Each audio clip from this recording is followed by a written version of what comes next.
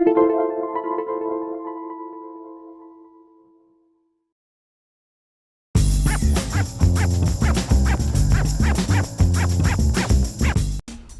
to My Long Island TV.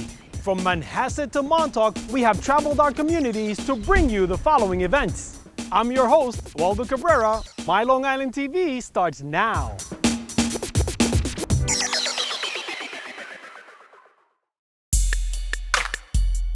Welcome to the Nassau County Museum of Art. We are on the second floor of the museum in our contemporary gallery. So we are surrounded by the works of Christopher Hart Chambers. He is a New York City-based artist, born and raised in New York. Currently, his studio is in Brooklyn.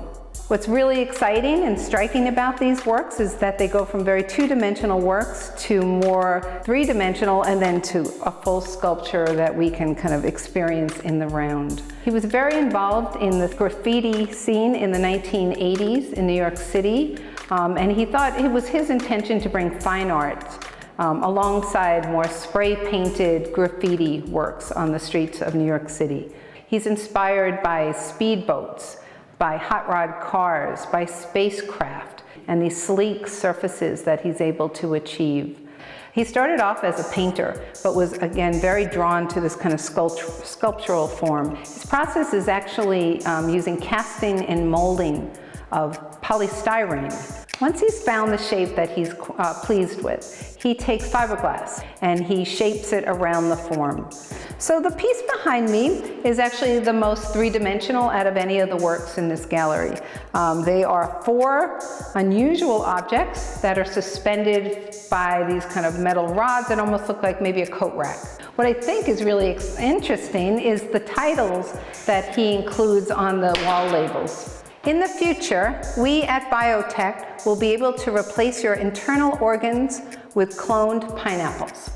When you read the label, after looking at the work, you come back and try to make sense of those two together. But he likes to play with the sense of words and form and kind of to mystify the viewers, which kind of creates a little bit more of a puzzle and a mystery.